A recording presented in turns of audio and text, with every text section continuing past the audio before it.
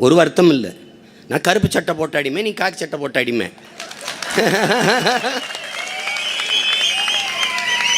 ஒன்னிலும் நான் கொஞ்சம் மேலான அடிமை.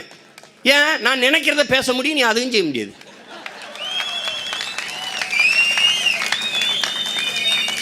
காவல்துறையை எப்படிப்பட்ட காவல்துறையை கொண்டு வந்து நிறுத்துறோம் பாரு.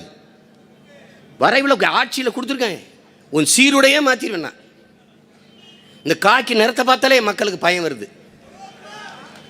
இங்கே பாருங்க, எங்கள் தலைவன் பல படை பிரிவுகளை கட்டினான், அதில் காவல்துறை படையும் ஒன்று.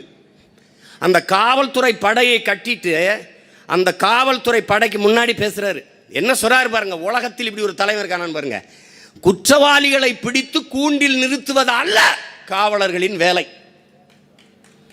குற்றவாளியே உருவாகாத ஒரு சமூகத்தை உருவாக்குவதுதான் காவல்துறையின் வேலைங்கிறது.